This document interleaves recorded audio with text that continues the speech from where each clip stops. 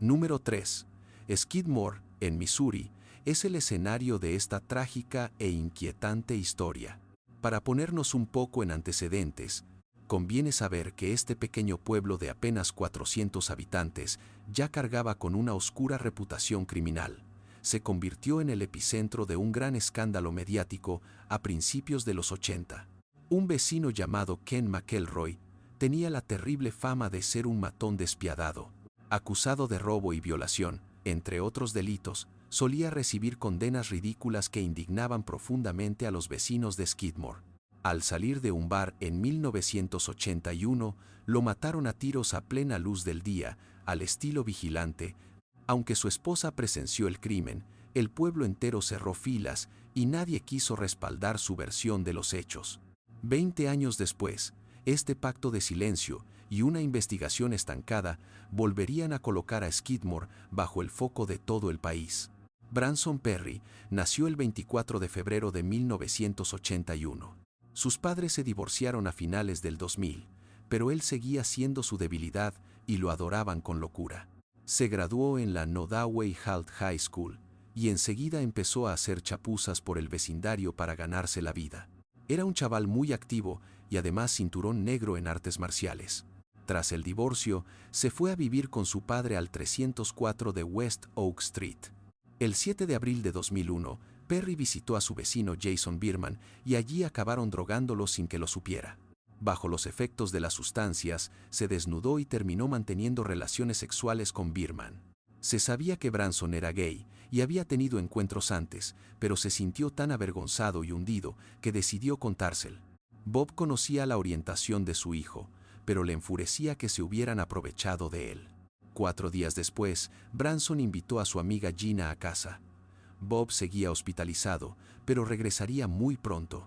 Branson quería tener la casa limpia y ordenada para recibirlo. Justo entonces, 2 desconocidos hacían reparaciones en el coche de Bob afuera. Los hechos de aquel día siguen siendo confusos. Escucha lo que escribió Rebecca Cleo, la madre de Branson, en su blog. Todo lo que ocurrió ese día le parece confuso y carece de lógica. No tengo una cronología clara de los hechos, solo comentarios sueltos que se hicieron. En un momento dado, su amiga vio a Branson correr a la cocina, coger algo de los armarios y salir disparado por la puerta trasera. Al volver, ella asegura que él no quiso explicar qué hacía y actuó como si no hubiera pasado nada. Más tarde, Gina relató que se metió en la ducha. Al salir, descubrió a uno de los hombres del coche rebuscando en los armarios de la cocina. Ella le preguntó directamente qué estaba buscando allí. Él no respondió nada y salió de nuevo. Hacia las 3 de la tarde, desde el piso de arriba, ella oyó cerrarse el porche. Se asomó a la ventana y vio a Branson. Le preguntó a dónde iba y él le contestó que dejaría las pinzas de arranque en el cobertizo y que volvería de inmediato. Jamás volvió a verlo. Los hombres que reparaban el coche juraron no haberse cruzado con él. Nadie vio absolutamente nada. Al ver que Branson no regresaba, Gina pensó que simplemente se habría distraído con otra cosa, así que se marchó a su casa. Al día siguiente, el 12 de abril, su abuela Joan fue a visitarlo. Al llegar, descubrió que la casa estaba completamente vacía y con la puerta abierta de par en par. Durante los días siguientes no dejó de llamar por teléfono, pero nadie respondía al otro lado. Se puso en contacto con la madre de Branson y ambas confirmaron que ninguna había hablado con él. En cuanto Bob recibió el alta médica, él y su esposa acudieron a denunciar la desaparición. El 17 de abril, la policía organizó una búsqueda en un radio de 15 millas alrededor de la casa. No hallaron ningún rastro de él en los campos ni en los edificios abandonados. Tampoco aparecieron las pinzas de arranque que él pretendía guardar en el cobertizo. Lo más extraño es que aparecieron allí mismo 2 semanas después, justo tras la puerta. Durante las siguientes 6 semanas, la policía interrogó al menos a 100 personas en Skidmore, intentando reconstruir los pasos de Branson y conseguir alguna pista nueva. Hablaron con su amiga Gina, una de las últimas personas que vio a Branson con vida. Ella les confesó que él experimentaba con drogas, sobre todo marihuana y anfetaminas. Un familiar lo confirmó asegurando que el joven llevaba encima un frasco de Valium el mismísimo día en que desapareció. Tirando de ese hilo, Los agentes investigaron a otros consumidores conocidos de Branson, pero todos superaron el detector de mentiras al jurar que no lo habían visto. Se rumoreaba que Branson debía dinero a traficantes locales, pero jamás salió a la luz ninguna prueba de ello. Lo primero que pensó Bob fue que, avergonzado por su encuentro con Bierman, se habría marchado a Kansas City para ver a unos amigos. También sospechaba que pudo haber hecho autostop, ya que no tenía coche disponible. La investigación sobre el paradero de Branson se estancó por completo y no hubo novedades hasta 2003. El 10 de abril de ese año, arrestaron a Jack Wayne Rogers, un pastor de 59 años.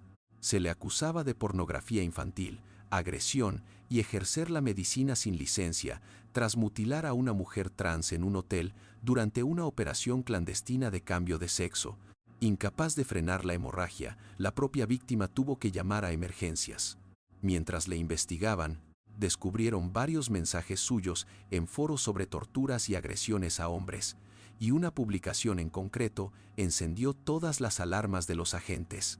En ella, aseguraba que un joven rubio que hacía autostop le había pedido que parara. Describía cómo violó, torturó y mutiló al muchacho, afirmando además que había enterrado el cuerpo en una zona apartada de los Ozarks. La policía vio una clara conexión con Branson, pero Rogers negó haberle visto nunca, y mucho menos conocerle. Aseguró que todo lo que escribía eran meras fantasías inventadas, pero los investigadores no se creyeron ni una palabra. Al registrar su casa y su coche, hallaron un collar con una garra de tortuga idéntico al que solía llevar Branson. En abril de 2004, Rogers fue a juicio y le condenaron por agresión y cirugía ilegal a penas de 17 y 7 años de cárcel respectivamente. También le cayeron 30 años por pornografía infantil, que cumpliría de forma simultánea. Durante la sentencia, Rebecca, la madre de Branson, le suplicó entre lágrimas que revelara dónde estaba su hijo. Él siguió insistiendo en que no conocía a Branson y que no tenía nada que ver con aquello. Después, Rebecca admitió que ya no creía que Rogers estuviera implicado. En sus propias palabras, la policía no lo descarta del todo, pero ahora la investigación se centra otra vez en Skidmore gracias a nuevas pistas. Supongo que el tiempo acaba revelando los secretos. Estoy segura de que alguien en esa zona sabe qué le pasó a Branson. En mi corazón siento que este sospechoso no es el responsable. Pese a la pesadilla del juicio, me alivia saber que alguien con tanta maldad dentro jamás volverá a pisar la calle. Por desgracia, solo 3 años después de perder a su hijo, Bob falleció en 2004. Pero ni la policía ni la familia superviviente de Branson pensaban rendirse. 8 años después de su desaparición, llegó una pista que consideraron creíble. Los restos de Branson podrían estar en Kidman, Missouri. Sin embargo, este hilo también se rompió. Para colmo de males, tras una dura batalla contra el cáncer, su madre Rebecca falleció en 2011. Mónica Clayson, fundadora del Centro Q para Personas Desaparecidas, estrecha amiga de Rebecca, juró continuar con la incansable búsqueda de Branson sin perder jamás la esperanza. Enterraron a Rebecca junto a una tumba vacía para Branson, fechada el 11 de abril de 2001, el último día que le vieron con vida. El caso sigue abierto, y tanto las autoridades como sus allegados confían en que algún día se resolverá el misterio de su desaparición. Si tienes cualquier dato sobre el paradero o la desaparición de Branson Perry, por favor ponte en contacto con la policía. Número 2. Las cámaras de seguridad suelen ser una pieza clave al investigar crímenes. Nos ayudan a reconstruir los hechos actuando como el testigo perfecto cuando no hay nadie más alrededor. En plena era de la videovigilancia, sigue pareciendo imposible que alguien pueda desvanecerse sin dejar rastro. Si hay cámaras grabando cada paso que damos, ¿qué ocurre cuando ese rastro se corta y el caso choca contra un muro? Esta es la historia de Trevor D., desaparecido el 15 de agosto de 1978. Ann y Michael le dieron la bienvenida a su quinto hijo, un niño llamado Trevor. Se crió en County Kildare y pronto se convirtió en un joven muy inteligente y ambicioso. Tenía gran facilidad para los negocios y la tecnología, y con poco más de 20 años consiguió trabajo en el departamento informático de Bank of Ireland. La fiesta de Navidad se programó para el 7 de diciembre del 2000. Empezaron tomando algo en Copperface Jacks, en el Hilton, y luego continuaron en la discoteca Buck Wallis, en Lower Leon Street. Trevor dejó Buckwild sobre las 3:30. Se dirigió a pie hacia el complejo Renoir, donde tenía su apartamento de Serpentine Avenue. Unos 10 minutos después de salir de Buc-ee's, Trevor llegó a su oficina y el guardia de seguridad le dejó entrar. Se preparó un té y charló con su compañero Carl, que hacía el turno de noche. Trevor revisó el correo electrónico y organizó las tareas que debía realizar al día siguiente. Bajo una tormenta feroz y con huelga de taxis, decidió caminar. Eran las 4:03 de la madrugada cuando salió con su paraguas. Llamó a un amigo de otro condado, quien luego describió el mensaje de voz diciendo: «Hola Glenn, no coincidimos. Voy de camino a casa, todo va bien, mañana hablamos». Su amigo no vio nada raro en el mensaje y acabó borrándolo. Las cámaras de seguridad del banco grabaron a un hombre de negro. Llevaba unos 30 minutos esperando allí fuera antes de que Trevor apareciera. Cuando Trevor llegó allí, ambos hablaron brevemente, pero cuando Trevor se marchó de la zona, el tipo de negro ya se había ido. Eran las 4:14. Las cámaras captaron a Trevor pasando frente al banco A y B, en la esquina de Bagot Street Bridge y Haddington Road, de camino a su piso. Unos 30 segundos después, un hombre vestido de negro sigue exactamente su mismo camino. La policía cree que se trata del mismo sujeto que esperaba en el banco. Esta grabación de las 4:14 de la madrugada es la última pista real que tenemos de él.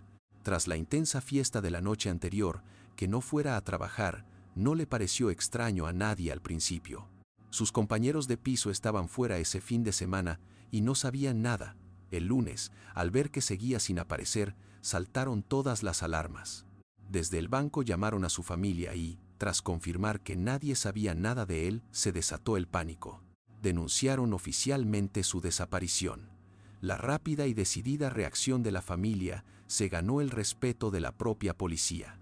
El sargento Michael Fitzgerald, investigador del caso desde el inicio, confesó: «Nunca he visto a una familia involucrarse de una forma tan proactiva». Sus allegados repartieron miles de folletos, llamaron a cientos de puertas y llenaron cada rincón de Dublín con carteles de búsqueda. Sin embargo, por culpa de los días transcurridos desde que se le vio por última vez, se perdieron pistas y un tiempo crucial. Semanas antes de desvanecerse sin dejar rastro, Trevor viajó a Alaska para ver a una chica con la que había entablado amistad durante las vacaciones de ella en Dublín. 2 agentes de policía volaron hasta allí para interrogarla, pero el viaje resultó ser otro callejón sin salida. Buzos de la policía rastrearon el río Dodder y el Gran Canal sin obtener el menor resultado. Su hermana Michelle llamó a su móvil varias veces aquel fin de semana y asegura que daba señal antes de saltar el buzón. El doctor Philip Perry, investigador de telecomunicaciones de la Universidad de Dublín, arrojó algo de luz científica sobre esto.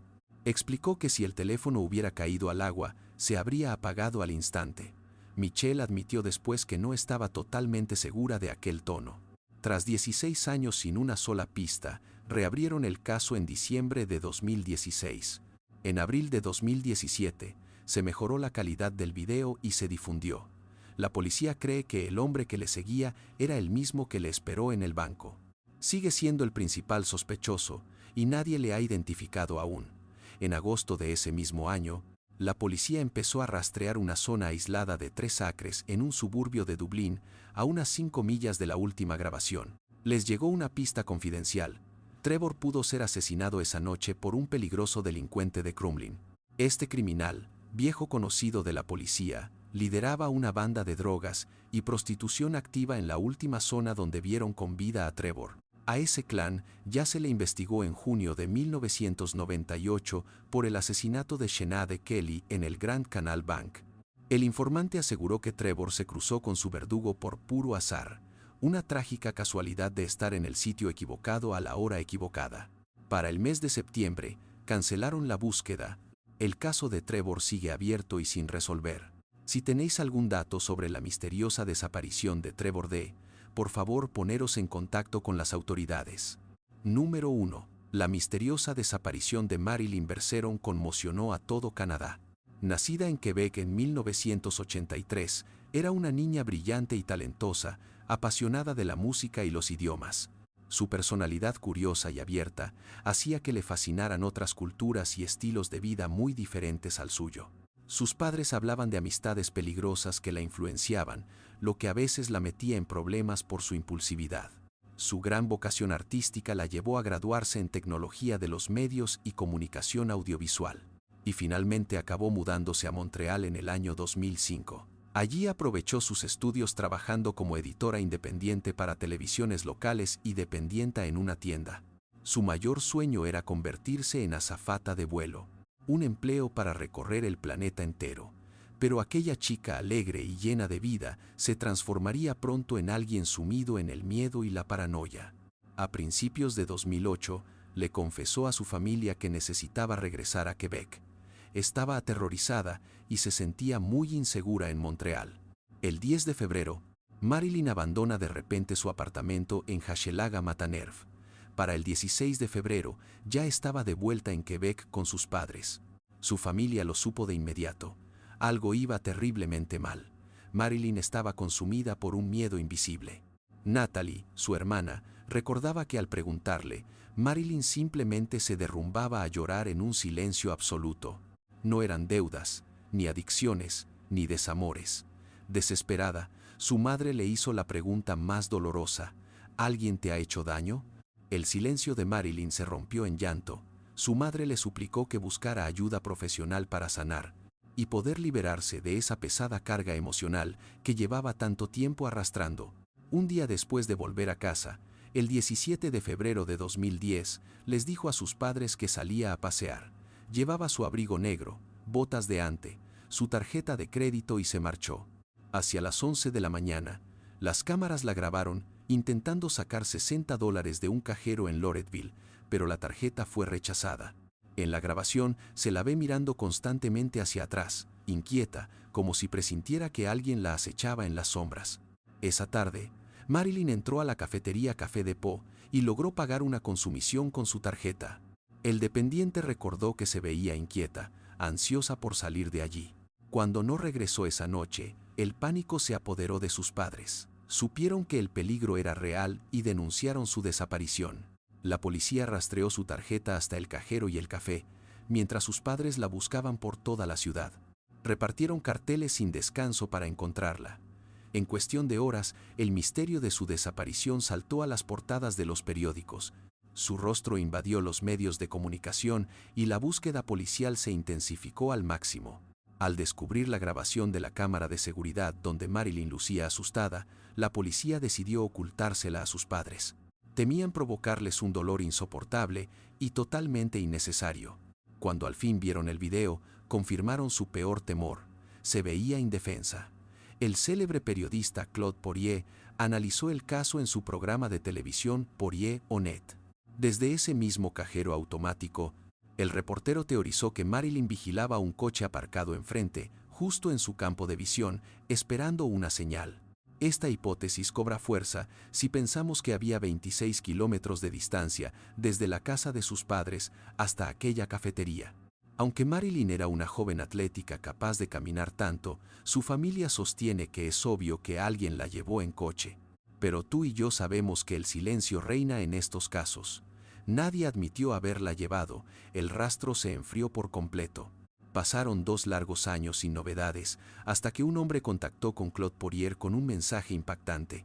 Aseguraba que Marilyn estaba en Hawkesbury, Ontario, y que la había visto rondando por la zona durante más de un año. Al ver su fotografía, otros vecinos lo confirmaron. Todos coincidían en un detalle perturbador: vivía allí acompañada de un hombre. La familia de Marilyn se desesperaba ante la falta de avances en la investigación.